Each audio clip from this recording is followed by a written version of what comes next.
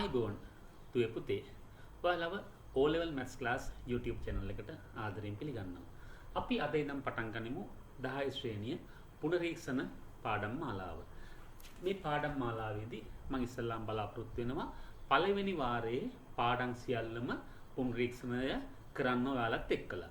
එතකොට පුතේ අපි හැම පාඩමකින්ම එක ගානේ දවස් කීපයක් මේ මම වීඩියෝ වලට ඇතුළත් කරනවා. ඉස්සෙල්ලාම අපි බලමු පරිමිතිය පාඩමේ මිශ්‍ර අභ්‍යාසවල පළවෙනි ගාන. පරිමිතිය පාඩමේ මිශ්‍ර අභ්‍යාසවල පළවෙනි ගාන. අපිට මොකද්ද කියලා තියෙන්නේ පුතේ? අරය 21 cm වූ වෘත්තාකාර තහඩුවකින් රූපයේ පරිදි කේන්ද්‍ර කෝණය 120ක වූ කේන්ද්‍රික ඛණ්ඩයක් කපා ඉවත් කර ඇත. ඒ කියන්නේ පුතේ මේ කෑල්ල කපා ඉවත් කරලා නේද? එහෙනම් අපිට දැන් ඇතුළ තියෙන්නේ අපිට මේ පාට කරපු කොටස තමයි තියෙන්නේ. අපෙන් අහන්නේ මොකද්ද? තහඩුවේ ඉතිරි කොටසේ පරිමිතිය. ඉතිරි කොටසේ පරිමිතිය. එහෙනම් පුතේ ඉතිරි කොටසේ පරිමිතිය හොයාගන්නකොට අපිට මොනවද දැනගන්න ඕන වෙන්නේ? අපිට ඕන වෙනවා නේද? මේ කියන්නේ පුතේ අරයක්නේ. මේ කියන්නේ අරයක්. නේද? එහෙනම් අරයන් දෙකම තියෙනවා. එහෙනම් මෙතන මේ අරයත් 21යි. එහෙනම් මම 21ට එකතු කරන්නත් ඕනේ මේ 21. තව මොකක්ද දෙන්න ඕනේ? තව වෙනවා පුතේ මෙන්න මේ කොටසේ ඡාප කොටසේ දිග. අපි කොහොමද ඡාප කොටස දිග ගන්නෙ? ඔයාලට මතකද? කෝණය බෙදීම කෝණය තීටා නම් තීටා බෙදීම 360 වැඩි කිරීම 2πr කියන සමීකරණයෙන් තමයි අපිට ගන්න පුළුවන් වෙන්නේ. 2πr කියන්නේ මොකද්ද? මේ පරිධිය. නේද? එහෙනම් අපි මේකට යොදා ගනිමු. එහෙනම් මෙතෙන්දී කෝණය කීයක් වෙනවද? මේ කෝණය 120 කෝණයක් තමයි ඉවත් කරලා තියෙන්නේ. එහෙනම් පුතේ අපිට තව කීයක් ඉතුරු වෙලා තියෙනවද? 360 120ක් අඩු කරපුවාම එන කෝණයක් ඉතුරු වෙලා තියෙනවා. ඒ කියන්නේ පුතේ මෙනි කෝණය එනවා අපිට 240ක්. නේද? එහෙනම් මේ කෝණය වලට මට කීය දෙන්නේ 240. බෙදීම 360 වැඩි කිරීම 2 5 කියන්නේ 22 බෙදීම 7යි. අරය r කියන්නේ 21යි. දැන් පුතේ 21යි 21යි කීයද? 42යි. එකතු කිරීම 10න් සුළු වෙනවා. නේද? දැන් කීයද සුළු වෙන්නේ? මේක 12න් සුළු වෙනවා නේද? 12 වරක් 2යි 12 වරක් 3යි. දැන් බලන්න 3 වරක් 7 21යි. මේ 21ට 21 සුළු වුණා. එතකොට මට උඩ හම් වෙනවා හරිය පුතේ 2 වරක් 2 4යි 4 වරක් 22 88යි. දෙක එකතු කීයක් වෙනවද? 8යි 2යි 10යි 1 8යි 9යි 4යි 13යි 130යි සෙන්ටිමීටර. පරිමිතිය ගානේ පරිමිතිය පාඩමේ පළවෙනි ගාන. හොඳයි. අපි එහෙනම් ඊගාවට බලමු දෙවෙනි පාඩම. වර්ගඵලයේ පාඩමේ 2 3 අභ්‍යාසයේ පළවෙනි පාඩම. අපිට කියන්නේ මොකද්ද පුතේ? වර්ගඵලයේ 1225යි වර්ග සෙන්ටිමීටර. 1225යි වර්ග සෙන්ටිමීටර. ඌ සමචතුරස්‍රාකාර කාඩ්බෝඩ් කැබැල්ලක. සමචතුරස්‍රාකාර කියන්නේ මොකද්ද? පැති හතරෙම දිග සමානයි. මම නිකන් A කියලා මාක් කරගත්තොත් එහෙම මේ පැති හතරම දිග සමානයි. නේද? මේක අපිට දීලා තියෙනවා පුතේ වර්ගඵලය 1225යි. අහන්නේ පැත්තක දිග. මට එහෙනම් මේක ලියන්න පුළුවන් පුතේ A වල වර්ගය. අයි වර්ගඵලය කියන්නේ මොකද? දිග වැඩි කිරීම පළල. A වර්ගය සමානයි 1225යි. මම පැත්තක දිගනේ නම් A අහන්නේ පුතේ. එහෙනම් A කියන්නේ මොකද්ද? වර්ගමූලය 1225යි. එහෙනම් අපි දැන් බලමු වර්ගමූලය හොයන හැටි 1225. මේකට පුතේ ක්‍රම කීපයක් තියෙනවා. අපි භාවිතා කරමු. මේ දීර්ඝ ක්‍රමය. නමුත් මේක තමයි මම හිතන්නේ ලේසි ක්‍රමයක් අපිට. නේද? 1225ම දැන් අපි ලියනවා. ඊළඟ පුතේ මතක තියාගන්න දකුණු පැත්තේ ඉඳන් නේද? සංඛ්‍යාවේ දකුණු පැත්තේ ඉඳන් කෙළවරේ ඉඳන් දෙක ඉලක්කම් දෙක වෙන් කරන් එනවා. ඒතර මට මෙහිම එන්නේ වෙන් කරපුවාම. දැන් බලන්න. දැන් මට පළවෙනි ඉලක්කම් දෙක තමයි 12. දැන් මම බලන්න ඕන පුතේ මේකට අඩු මේ මෙතන තියෙන ඉලක්කම් දෙකට අඩු හෝ සමාන වර්ගයක් වෙන වර්ග සංඛ්‍යාවක් තියෙනවද? එහෙනම් 12ට 12 වර්ග සංඛ්‍යාවක් නෙමෙයිනේ. එහෙනම් ඊට අඩු වර්ග සංඛ්‍යාවක් කීයද? 9. හරි. එහෙනම් 9 හැදෙන්නේ කොහොමද? 3 වැඩි කිරීම 3. 9 කියලා ආවා. 9 හැදෙන්නේ කොහොමද? 3 වැඩි කිරීම 3න් අන්නේ 3 පුතේ මම මෙතෙන්ට ලියනවා. දැන් ඒ ඔයා මෙතන ඉලක්කමක් ලියුවොත් ඒකවත් මෙතන ලියන්න ඕනේ. එහෙනම් මෙතනත් ලියනවා 3. දැන් බලන්න 3 වරක් 3 කීයද? 9යි. ඒ 9 මෙතනින් ලියනවා. දැන් පුතේ 12න් 9ක් අඩු කරනවා. 12න් 9ක් අඩු කරපුවාම කීයද? 3යි. ඊගාවට මතක තියාගන්න අපි මේ අංක දෙකම පල්ලෙහාට ගන්න ඕනේ. අංක දෙකම පල්ලෙහාට ගන්න. මම මේ දෙකම පල්ලෙහාට ගත්තාම මට ආවා 25යි කියලා. ඊගාවට පුතේ මම මෙන්න මෙතන දැනට තියෙන සංඛ්‍යාවේ දෙගුණය ලියන්න ඕනේ. 3නේ තියෙන්නේ. 3 දෙගුණය කීයද? 6යි. මෙතන 6 ලියනවා. ඊගාට මේ ක්‍රමයට මම පිළිගක් ගහගන්න. මෙතන ලියන ඉලක්කම මෙතන ලියන්න ඕනේ. තියලා මේ ඉලක්කමෙන් මේ සංඛ්‍යාව වැඩි වුණාම එන සංඛ්‍යාව මෙතන ලියන්න ඕනේ. ඒක තමයි ක්‍රමය. දැන් බලන්න පුතේ නිකම් මේ ගාන හදනකොට ඔයාලට පේනවා මෙතන අන්තිම ඉලක්කම තියෙනවා 5. එහෙනම් අන්තිම ඉලක්කම 5 එන්න නම් කිනම් සංඛ්‍යාවෙන් වැඩි කරපුවාමද 5කින් උත්තරය ලැබෙන්නේ. උදාහරණයක් වශයෙන් 2 වැඩි කිරීම 2 4යි. 5 ලැබෙන්නේ නැහැ. 3 වරක් 3 9යි. 5 ලැබෙන්නේ නැහැ. එහෙනම් අවුතන 5 වරක් 5 25යි. නිකන් 5 try කරලා බලන්න පුතේ. මෙතෙන්ට ඔයා 5 දැම්මොත් මෙතෙන්ට 5ක් දෙන්න ඕනේ. නේද? අපි දන්නවා 60 5ක් ආසන්න වශයෙන් 300 ගණන් එන්නේ පුතේ. එතකොට 5 වරක් 5 25න් 5 දැම්ම එතකොට 2යි 5 වරක් 30යි 2යි 32යි. එහෙනම් බිඳුවයි. එතකොට උත්තරේ කීයද හම්බෙන්නේ 35යි. රයිට්. එහෙනම් වර්ගමූලයේ කීය දෙන්න උත්තරේ 35යි. එහෙනම් ඒ වල දෙක කීය දෙන්නේ 35යි. හොඳයි. අපිට පුතේ තුන්වෙනි ගාන වශයෙන් තියෙන්නේ භාග සංඛ්‍යා වලින් අපි කොහොමද ගණන් හදන්නේ කියන ගානක්. බලන්න මේ ගාන නගරයේ කාර්යාලයක සේවය කරන ඔස්ටින් මහතා තම මාසික වැටුපෙන් 5න් 2ක් කෑම බීම සඳහා වියදම් කර ඉදිරියෙන් 3න් 2ක් සිය බිරිඳට යවයි. නේද? ඉතින් බලන්න ඇත්තටම පළවෙනි කොටසෙන් අපෙන් අහන්න මොකද්ද? අපි ඕන්න මේ කෙටියෙන් ලියාගමුකෝ. මාසික වැටුපෙන් 5න් 2ක් කෑම බීම. එහෙනම් මෙයා කෑම බීම සඳහා මාසික වැටුපෙන් කීයක්ද? 5න් 2ක්. නේද? එහෙනම් පුතේ කීයක් ඉතිරි වෙනවද? එයාට සම්පූර්ණ පඩිය හම්බුණා නම් 5ක් නේද? සම්පූර්ණ පඩිය හම්බුණා නම් 5ක්. ඔයා මේක කොටස් 5කට බෙදුවොත් එහෙම මේකෙන් 5න් 2ක් තමයි කෑමට වියදම් කරන්නේ. එහෙනම් ඉතුරු වෙනවා තව 3ක්. හැබැයි කීයෙන් 3ක්ද? 5න් 3ක්. එහෙනම් ඉතිරිය 5න් 3. ඒක තමයි පළවෙනි කොටසෙන් අහන්නේ නේද? කෑම වියදමෙන් පසු වැටුපෙන් කවර භාගයක් ඉතිරි වේද? හරි. දෙවෙනි කොටසෙන් මොකක්ද අහන්නේ? බිරිඳට යවන්නේ ඔහුගේ වැටුපෙන් කවර භාගයක්ද? හොඳට ගාන කියවන්න පුතේ. ඔස්ටින් මහතා තම මාසික වැටුපෙන් 5න් 2ක් කෑම බීම සඳහා වියදම් කර ඉතිරියෙන් 3න් 2ක්. අන්න කොහොමද වල දීලා තියෙන්නේ පුතේ? ඉතිරියෙන් අල්නයන්නම් දීලා තියෙනවා. ඉතිරියෙන් 3න් 2ක්. එහෙනම් ඉතිරි ගාන කීයද? 5න් 3යි. ඉතිරිය 5න් 3යි. 5න් 3න් අපෙන් අහන්න දෙවෙනි කොටසදී බිරිඳට යවන්නේ වැටුපෙන් කවර භාගයක්ද? 5න් 3න් 3න් 2යි. මෙතෙන්දී පුතේ අල්නයන් කියන්නේ මොකද්ද? ගුණ කිරීම, වැඩි කිරීම. එහෙනම් 5න් 3යි වැඩි කිරීම 3න් 2යි.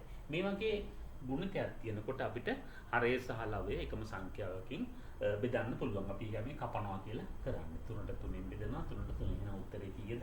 5න් 2යි. එහෙනම් යා බිරිඳට කොයිතරම් ප්‍රමාණයක් යවුවද? 5න් 2යි. ඉතිරි 5න් 3යි බිරිඳට යවුවා 5න් 2යි. ඔහුට ඉතිරි වන්නේ වැටුපෙන් කවර භාගයක්ද? දැන් අහන පුතේ ඉතිරි වන භාගය. අපි එහෙනම් බලමු කෑමට සහ බිරිඳට යවූ සම්පූර්ණ භාග කොයිතරම් ප්‍රමාණයක්ද කියලා. කෑමට සහ බිරිඳට නේද? කෑමට කීයක් යවුවද? 5න් 2යි. කෑමට කීයක් යවුවද? 5න් 2යි. බිරිඳටත් 5න් 2යි. බිරිඳටත් 5න් 2යි. එහෙනම් පොදු හරය 5 2යි 4යි. එහෙනම් කෑමට සහ බිරිඳට මෙයා යොදවලා තිනවා 5න් 2ක්. එහෙනම් පුතේ ඉතිරි ප්‍රමාණය.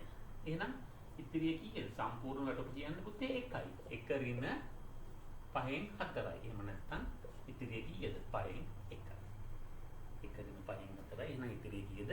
5න් 1යි. හොඳයි. අපි එහෙනම් ඊගාව ගන්නට යමු. අපිට පළවෙනි පාඩම තියෙන්නේ 10 ශ්‍රේණියේ ද්විපද ප්‍රකාශන. ද්විපද පද දෙකක තියෙනවා. නේද? අපිට ඉස්සෙල්ලාම තියෙනවා පුතේ අපි මේ ගන්න හදන්න බලමු. x ධන 5 වර්ගය. මේක හදන ක්‍රම දෙකක් තියෙනවා. පළවෙනි ක්‍රමය තමයි මේ වර්ගය කියන්නේ පුතේ දෙපාරක් වැඩි වෙනවා කියන එකනේ. x ධන 5 මේ තියෙන ප්‍රකාශනයෙන්ම ආයතනය එම ප්‍රකාශනයෙන්ම වැඩි වෙනවා. x ධන 5 වැඩි වෙනවා x ධන 5න්. මෙතන 3 කියලා වුණා මේවා තව පාර ලියන්න ඕන. එහෙම නේද? හරි. එහෙනම් මම මේක සුළු කරන්නේ කොහොමද? මට පුතේ බලන්න අපිට පුළුවන් මෙන්න මේ තියෙන x කියන පදයෙන් මේ x ධන 5 කියන එක වැඩි කරන්න. ආයේ තමතන 5ක් ඉතුරුලා තියෙනවා නේද? හැබැයි ධන 5ක්. ධන 5න් වැඩි කරනවා x ධන 5. පැහැදිලිද? x වලින් x ධන 5, ධන 5න් x ධන 5. x වැඩි කිරීම x වර්ගය, x වැඩි කිරීම 5, 5යි x. 5 වැඩි කිරීම x, 5යි x, 5 වරක් 5 25. අවසාන උත්තරේ හම්බ වෙනවා x වර්ගය ධන 10යි x ධන 25. හරි. මේක හදන අනිත් ක්‍රමය මොකද්ද? මේක හදන අනිත් ක්‍රමය තමයි x ධන 5 වර්ගය. a ධන b වල වර්ගය. පළමු පදයේ වර්ගය. පළමු පදේ කියන්නේ මොකද්ද? x. එහෙනම් x වර්ගය. ඊගාට පුතේ එකතු කිරීම පද දෙවාරයක් පද දෙකේ ගුණිතය. දෙවාරයක් පළවෙනි පදේ කියන්නේ x, දෙවෙනි පදේ කියන්නේ 5. එකතු කිරීම තුන්වන පදේ වර්ගය. දෙවන පදේ වර්ගය කියන්නේ 5 වර්ගය. එහෙනම් මට කොහොමද එන්නේ? x වර්ගය ධන දෙවරක් 5 10යි. 10යි x ධන 5 වර්ගය කියන්නේ 25යි. මේ උත්තරේම හම්බ වෙනවා. අපි මේ ක්‍රමී භාවිත කරමු. ඒ ක්‍රමය කෙටි ක්‍රමයක් නිසා. හරි. අපි බලමු ඊගා එක. මේ බලන්න. මම යොදාගත්ත මේක ඔයාලට පැහැදිලි කරන්න. x ශ්‍රේණ 2y වල වර්ගය. x ශ්‍රේණ 2y වල වර්ගය. මොකද්ද ක්‍රමය? පළමු පදයේ වර්ගය. පළමු පදේ කියන්නේ x. x වල වර්ගය.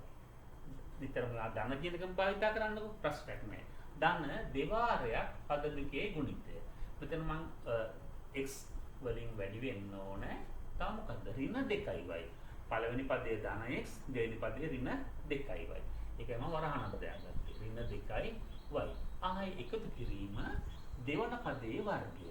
දෙවන පදේ කියන්නේ මොකද්ද? ඍණ 2y. එහෙනම් ඍණ 2y වල වර්ගය. නේද පුතේ? එහෙනම් මට මොකක්ද හම්බෙන්නේ? x වර්ගය. මෙතන ධනයි ඍණයි වැඩි කරාම ඉන්නේ ඍණ. එහෙනම් ඍණ දෙවරක් දෙක 4යි xy. මෙතන ධන ඇයි ඍණ සංඛ්‍යාවක් ඍණ සංඛ්‍යාවෙන් වැඩි වුණාම ධනනේ. ධන දෙකේ වර්ගය 4යි y වල වර්ගය 4යි y වර්ගය 4යි y වර්ගය. පැහැදිලි නේද? x වර්ගය ඍණ 4යි xy ධන 4යි y වර්ගය. හරි. අපි එහෙනම් තව ගානක් බලමු. ඍණ 2යි x ධන y වල වර්ගය. ඍණ 2යි x ධන y වල වර්ගය. නේද? හරි. මොකක්ද එහෙනම් ක්‍රමය පුතේ? පළමු පදයේ වර්ගය. පළමු පදේ කියන්නේ මොකද්ද? ඍණ 2ix. එහෙනම් ඍණ 2ix වල වර්ගය. ධන දෙවාරයක් පද දෙකේ ගුණිතය. මම ඍණ සංඛ්‍යාවක් තියෙන නිසා තමයි පුතේ වරහණක් දාගත්තේ. එහෙනම් ධන දෙවාරයක් පළවෙනි පදයේ ඍණ 2ix. දෙවෙනි පදයේ y. ආයේ ධන දෙවන පදයේ වර්ගය. දෙවන පදේ කියන්නේ y. y වල වර්ගය. නමුත් උත්තරේ මොකද්ද හම්බෙන්නේ? ඍණ 2ix වල වර්ගය. ඒ කියන්නේ 4ix වර්ගය. ධනයි ඍණයි ඍණ දෙවරක් දෙක 4යි xy ධන y වර්ගය. පැහැදිලි නේද? හරි. අපි එහෙනම් ඊගාව ගානක් බලමු මොකද්ද? අපි තවත් පොඩි ගානක් හදමු මේකේ. දීපද ප්‍රකාශන යටතේම. හරි. රයිට්. ඊගාට මම තෝරගත්ත මේ ගාන. ඍණ 2y ඍණ x වල වර්ගය. ඍණ 2y ඍණ x වල වර්ගය. නේද? ක්‍රමය මොකද්ද? පළමු පදයේ වර්ගය. පළමු පදේ කියන්නේ මොකද්ද? ඍණ 2y. හොඳයි. ඍණ 2y වල ඍණ 2y වල වර්ගය.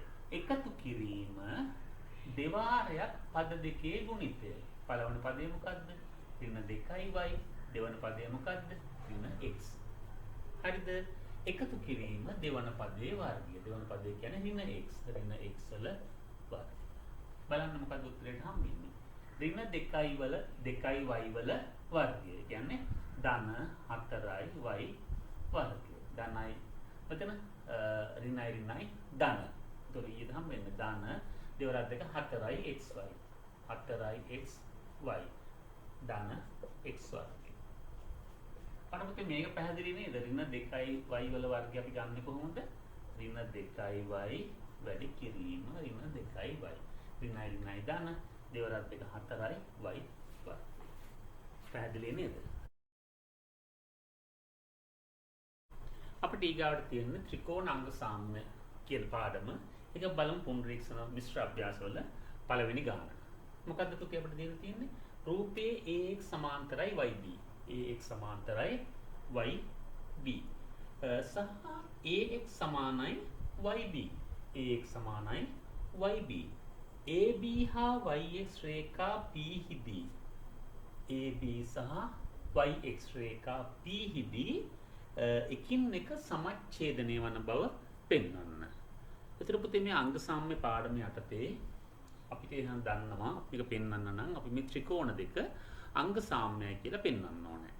එහෙමනම් ත්‍රිකෝණ දෙකක් අංග සාම්‍යයි කියලා පෙන්වන්න ක්‍රම කීපයක් තියෙනවා. නේද? මෙතෙන්දී ඔයාලට පේනවා සමාන්තර රේඛා දෙකක් තීර්යක් රේඛාවකින් කැපිලා තියෙනවා. එහෙනම් අපි දන්නවා පුතේ සමාන්තර රේඛා දෙකක් තීර්යක් රේඛාවකින් කැපුණාම හැදෙන ඒකාන්තර කෝණ අනුරූප කෝණ සමාන වෙනවා. අපිට අන්නේ යටතේ ලියන්න පුළුවන්. බලන්න AXP මෙතන තියෙන කෝණය සමාන වෙනවා PYB ට. නේද? මොකද්ද හේතුව? AXP කෝණය සමානයි PYB. හේතුව ලියන්න පුතේ ඔයා මෙහෙම AX සමාන්තරයි YB කියලා ඒකාන්තර. මෙහෙම ලිව්වා නම් උත්තර පරීක්ෂක මහත්තයා දන්නවා ඔයා මේ තියරි එක දන්නවා කියලා. ඒ වගේම අනිත් පැත්ත මොකද්ද පුතේ? මේ පැත්ත. නේද? මේ කෝණය සමාන වෙනවා මේ කෝණයට. එහෙනම් මට ලියන්න පුළුවන් XAP කෝණය සමාන වෙනවා PBY. මේකත් හේතුව මොකද්ද? AX සමාන්තරයි YB සහ ඒකාන්තර කෝණ. දැන් පුතේ අපිට කොහොමදක් දීලා තියෙනවා AX සමානයි YB කියලා. අපි කොහොමදක් දන්නවා AX සමානයි YB. මේක දත්තය දීලා තියෙන තොරතුරක් නේද? right. එහෙනම් බලන්න අපි දන්නවා ත්‍රිකෝණ දෙකක් තියෙනවා. ත්‍රිකෝණ දෙකේ කෝණ දෙකක් සහ අනුරූප පාදයක් සමාන වෙලා තියෙනවා. දැන් අපිට ලියන්න පුළුවන් මොකද්ද? එම නිසා මේ ත්‍රිකෝණ දෙක අංග සමයි. ත්‍රිකෝණ AXP අංග සම වෙනවා ත්‍රිකෝණ PYB. මොකද්ද පුතේ හේතුව? කෝණය පාදය. කෝණය පාදය. හරි. එහෙම වුණාම අපි දැන් පෙන්වන්න ඕනේ මේ පාද දෙක සමච්ඡේද වෙනවා කියලා. එහෙනම් අපි දන්නවා පුතේ ත්‍රිකෝණ දෙකක් අංග සම වුණාම නේද? අනුරූප අංගයන් අංග සම ත්‍රිකෝණයන්හි එකිනෙකට සමාන වෙනවා. එහෙනම් අනුරූප අංගයන් කියන්නේ දැන් අපි දන්නවානේ මේ කෝණය සමානයි මේ කෝණය. එහෙනම් මෙයාට ඉස්සරහින් තියෙන පාදය සමාන වෙනවා මේක මෙයාට ඉස්සරහින් තියෙන පාදයට. එහෙනම් මට ලියන්න පුළුවන් පුතේ එම නිසා මට ලියන්න පුළුවන් PX නේද? PX සමානයි PY. මොකද්ද හේතුව? අංග සම ත්‍රිකෝණවල අනුරූප අංගයන් සමානයි. මේ වගේම අනිත් පැත්තෙන් පුතේ මෙන්න මේක මේකට ඉස්සරහින් තියෙන පාදය AP සමානයි නේද? AP සමානයි මේකට ඉස්සරහින් තියෙන පාදය PB. මේකටත් හේතුව මේක. එම නිසා අපි දන්නවා එහෙනම් අපි දැන් කිව්වා PX සමානයි PY. මේ PX සමානයි PY කියන්නේ මේ පාදය සමච්ඡේදන වෙලා. ඒ වගේම AP සමානයි PB නේ. එහෙනම් අපි කියන්න පුළුවන් මේ පාද සමච්ඡේද වේ. අපිට කියලා තියෙන පාද සමච්ඡේද වේ. පැහැදිලි නේද? හරි. අපි එහෙනම් ඊගාව ගන්නට. අපිට ඊගාවට තියෙන වර්ගඵලයේ පාඩමේ 6 අභ්‍යාසයේ පළවෙනි ගාන. මොකද්ද පුතේ කියලා තියෙන්නේ? මේකේ රූපයක් දක්වලා තියෙනවා නේද? සමචතුරස්‍රයකට පාද හතර සමානයි. අර්ධ වෘත්තාකාර කොටස් දෙකක් සම්බන්ධ කරලා හැදුණු සංයුක්ත තල රූපයක්. සංයුක්ත තල රූපයක් කියන්නේ එකතු කරලා හැදුණු තල රූපයක් කියන එක. බලන්න ඉතින් මොකක්ද අහන්නේ? සමචතුරස්‍රයේ වර්ගඵලය. අපි දන්නවා සමචතුරස්‍රයක වර්ගඵලය කියන්නේ දිග වැඩි කිරීම පළල. මේක 14යි නම් මේක 14යි. එහෙනම් මට එකට උත්තරේ හම්බෙන්නේ 14 වැඩි කිරීම 14. කිදුලි 14 වැඩි කිරීම 14 කියන අපි දන්නවා 196යි. 196යි මොනවාද ඒකට වර්ග සෙන්ටිමීටර. හරි. දෙවෙනි එක මොකක්ද අහන්නේ? දෙවෙනි කොටසෙන් අහනවා අර්ධ වෘත්තාකාර කොටසක අරය. මේ අර්ධ වෘත්තාකාර කොටසක අරය. මේ දිග කියන්නේ පුතේ විස්කම්භය. එහෙනම් අර්ධ වෘත්තාකාර කොටසක අරය මට වෙන්නේ 14 බෙදීම 2යි. එහෙම නැත්නම් 7යි. හොඳයි. තුන්වෙනි කොටසෙන් මොකක්ද අහන්නේ? අර්ධ වෘත්තාකාර කොටස් දෙකෙහි සම්පූර්ණ වර්ගඵලය. නේද? අපි එහෙනම් දන්නවා කොටස් දෙකෙහිනේ. එහෙනම් දෙකෙන් වැඩි කරන්න ඕන. එක් කොටසක මම කොහොමද ගන්නෙ? මේ වෘත්තෙන් භාගයක්. එක් කොටසක් කියන්නේ වෘත්තෙන් භාගයක්. එහෙනම් භාගයයි πr වර්ගය. මේ ගන්න පුළුවන් මට නේද? දෙකට දෙක සුළු වුණා. ඒතර π කියන්නේ 22 බෙදීම 7යි. r වර්ගය. r කියන්නේ පුතේ කීයද? 7යිනේ. 7 වැඩි කිරීම 7යි. 4 7 සුළු වුණා. 7 වත් දෙක 14යි. 4 වත් දෙක 14යි 1යි. 154යි වර්ග සෙන්ටිමීටර. හතරවෙනි කොටසෙන් මොකක්ද පෙන්නන්නේ? සංයුක්ත රූපේ වර්ගඵලය. දැන් සංයුක්ත රූපේ වර්ගඵලය කියන්නේ මොකක්ද මට? ඉස්සෙල්ලා මේ කොටසේ වර්ගඵලයට සමචතුරස්‍රයේ වර්ගඵලයට 196යි නේද? ඒක එකතු කරන්න ඕන මම. මේ අර්ධ වෘත්තාකාර කොටස් දෙකේම එකතුව. නේ? අර්ධ වෘත්තාකාර කොටස් දෙක වලදී ගන්න 154. කීයක් වෙනවද? 4යි 6යි 10යි 1යි 5යි 6යි 6යි 9යි 15යි 1යි 2යි 1යි 350යි වර්ග සෙන්ටිමීටර. හරි නේද? අපි ඊගාව ගන්නට යමු. අපි ඊගා පාඩම තමයි වර්ගජ ප්‍රකාශනවල සාධක. අපි එක ගානක් හදමු. බලන්න වර්ගජ වර්ග පදයක් තියෙන ප්‍රකාශනයක්. වර්ග පදයක් තියෙනවා. වර්ග පදයක් නැති පදයක් තියෙනවා. ඒකජ පදයක් තියෙනවා. සංගුණකයක් තියෙනවා. මේක සාධක හොයන්න ඕනේ. ක්‍රමය මොකද්ද? ක්‍රමය තමයි අපි ඉස්සෙල්ලාම මොකද්ද කරන්නේ? නේද? වර්ග පදයේ සහ නියත පදය වැඩි කරනවා. මේ පදයයි වැඩි කරනවා. 2x වර්ගය වැඩි කිරීම එක කියන්නේ 2x වර්ගයමයි. හරි. ඊට පස්සේ මොකද්ද කරන්න පුතේ අපි? මේ 2x වර්ගයේ සාධක හොයනවා එකතු වෙන්න ඕන මැද පදය. 2x වර්ගයේ සාධක බලනවා එකතු වෙන්න ඕන මැද පදය. අපි දන්නවා 2x වර්ගයේ සාධක එකතුව 3x වෙන්න බෑ. එහෙනම් දෙපැත්තම අනිවාර්යෙන් x වෙන්න ඕනේ. 2x වැඩි කිරීම x. පැහැදිලි නේද? ඇයි 2x වැඩි කිරීම x කියන්නේ 2x වර්ගය. එකතුව 2x එකතු කිරීම x කියන්නේ 3x. දැන් අපි කරන්න පුතේ මෙන්න මේ 3x වෙනුවට ලියනවා 2x සහ x. එහෙනම් 2x වර්ගය 3x වෙනුවට ලියන වර්ගයක් නෑ නේද පුතේ අපි 2x එකතු කිරීම x දාන 1. දැන් අපිට පේනවා මෙන්න මේ පද දෙකට පොදුයි 2x. මම ඒක එළියට ගන්නවා වරහනේ. එතන ඉතුරු වෙන්නේ මොකද්ද? මෙතන x ඉතුරු වෙනවා. මෙතන ඉතුරු වෙනවා 2. සෝරි 1. මෙතන කොහොමදත් x දාන එකක් තියෙනවනේ. මම ඒකට වරහනක් දාගන්න. දැන් අපිට පේනවා පද දෙකෙන්ම x දාන 1 පොදුයි. මෙතනින් x දාන 1 ගත්තාම 2x ආවා. මෙතනින් 1යි. එකනේ තිබ්බේ නේද? 1. හරිද? හරි. අපි නයි තව ගානක් බලමු පුතේ. අපි තව ගානක් කියමු මේක 5a වර්ගය ඍණ 7a ධන 2. හරි. මොකද ක්‍රමය? වර්ග පදයේ සහ නියත පදයේ වැඩි කරනවා. ඒ කියන්නේ 5a වර්ගය වැඩි කිරීම 2. ඊදාවේ 5 වරක් 2 10යි. 10යි a වර්ගය. දැන් මම 10යි a වර්ගයේ සාධක ගන්න ඕනේ. හැබැයි එකතු වෙන්න ඕනේ ඍණ 7යි a. එහෙනම් පුතේ ඔයාලට පේනවා මේ සාධක දෙක ගුණ කරපුවාම ධනාගයක් එන්න නම් අනිවාර්යයෙන්ම සාධක දෙකම ඍණ වෙන්න ඕනේ. ඇයි ඍණයි ධන වෙන්නේ? එහෙනම් මෙතන මේ 10ක් එකතු වෙනවා නම් මම මොකද්ද ගන්නෙ? 5යි 2යි. නේද? ඇයි 5යි 7ක් නෙන්න ඕන එකතුව. එහෙනම් 5යි 2යි 7යි. එහෙනම් මම මොකක්ද දෙන්නේ? ඍණ 5යි a වැඩි කිරීම ඍණ 2යි a. මේ බලන්න ඍණයි ධන එකතු කරපුවාම ඍණ. නේ? එහෙනම් මම මෙතන මේ ඍණ 7යි විනෝඩ ලියනවා මේ දෙක. එහෙනම් මම මොකක්ද දෙන්නේ? 5යි a වර්ගය ඍණ 5යි a ඍණ 2යි a ධන 2. නේද? එහෙනම් මට පේනවා මේ දෙකෙන් පොදු මොකද්ද? 5යි a. එතකොට a ඉතුරු වෙනවා ඍණ 1 ඉතුරු වෙනවා. දැන් බලන්න පුතේ ඔයා මෙතනින් ධන දෙක එළියට ගත්තොත් එහෙම ඇතුලේ ඉතුරු වෙනාට ධන දෙක ගත්තොත් එහෙම ඍණ a. නමුත් ඔයාලට හදා ගන්න ඕනේ a ඍණ 1නේ. ඒ නිසා ඔයා ඍණ a එළියට ගන්නවා. එහෙනම් ඍණ a ගත්තාම ඉතුරු වෙන්නේ මොකද්ද? ඍණ 2 එළියට ගන්නවා. ඍණ 2 ගත්තාම මොකද ඉතුරු වෙන්නේ ඇතුලේ? ධන a නේ. ඍණයි ධනයි ඍණ. නම් මෙතන එන්නේ මොකද්ද? ඍණ 1. ඔයා ඔන්නම් ආයෙ වැඩි කරලා බලන්න උත්තරේ හරිද කියලා.